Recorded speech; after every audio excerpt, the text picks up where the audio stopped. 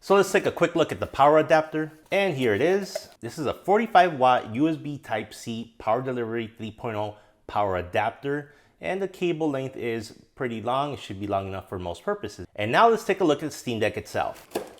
So this is the highest end model. It actually costs $649. It's got 512 gigabytes of NVMe SSD. It has the fastest storage out of the 3 models, and it does have a premium anti-glare etched glass on the screen. Comes with the exclusive carrying case, exclusive team community profile bundle, and the exclusive virtual keyboard theme. So let's go ahead and open this up. Here is the exclusive carrying case. It does have 2 zippers, it does have a handle. It has a strap in the back, and inside of here we find a little pouch used to store your power adapter and to tuck it in right in here. All right, I'm gonna go ahead and cut the zip tie and get this right open.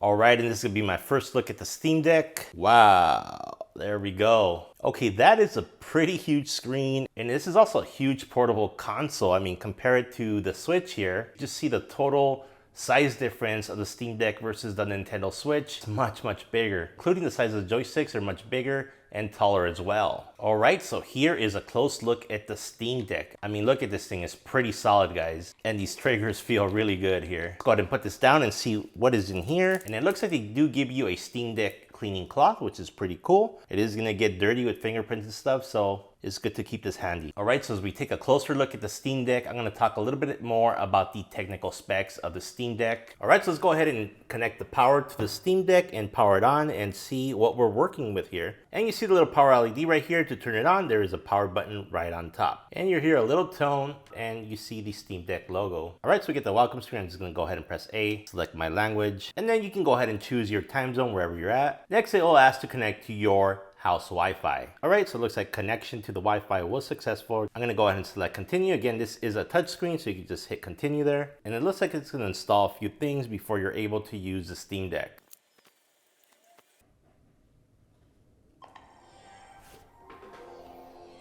All right, and there we go. Once the updates are installed, it's gonna go ahead and ask you to sign in with your Steam account. So I'm gonna go ahead and sign in and then we'll continue. All right, and it looks like we're logging in, and you will have to enter a security code that's gonna be emailed to you in order to continue. Okay, and now we're logging in. All right, and once you log in, you will get some notifications. And as you can see here, this is exactly when I pre-ordered my Steam Deck back on July 16th, the first day of pre-orders. And unfortunately, I waited until 12 noon instead of pre-ordering it right when it became available at 10 a.m. And that kind of cost me several months. As you can see up above, I got notification on July 24th that my Steam Deck was ready for purchase. So it took pretty much a whole year to get my Steam Deck once I pre-ordered it. All right, I'm gonna go ahead and continue now. Okay, and it looks like the Steam Deck will guide you through a few steps to get you familiar with all the buttons on the Steam Deck. So as we noted earlier, the power button's on top here, and the plus and minus for volume control is on the top left. And at the bottom of the Steam Deck, we do have the micro SD card slot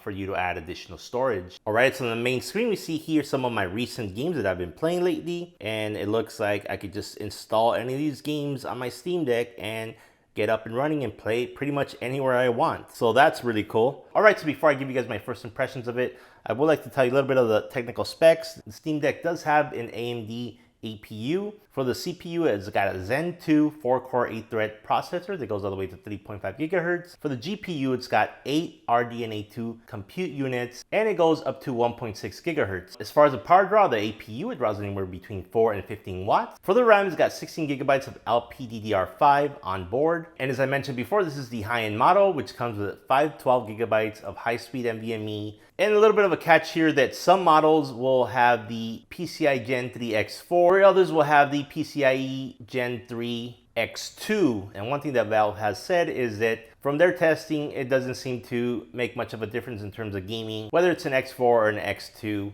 SSD. As far as the M2 modules, it is a 2230 M2 dot module. So that is a much smaller module than you see on your desktop PCs, for example. All right, let's talk about this display here because it looks really nice. So the resolution is 1280 by 1800 pixels.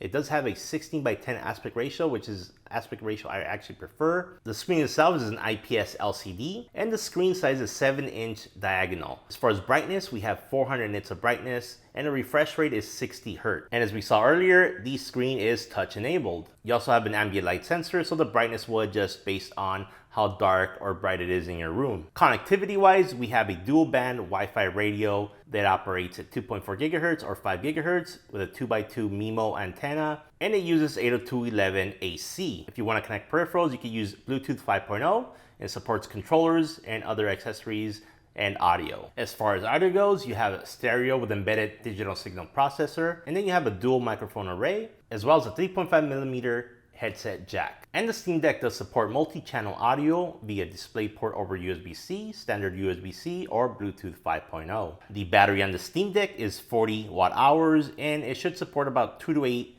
hours of gameplay, depending on what game you're playing and so on. Now let's talk about the size and weight of this thing, because it actually feels pretty good in my hand. However, I am a bigger guy, 6'3", so I do have pretty big hands, and this feels really good.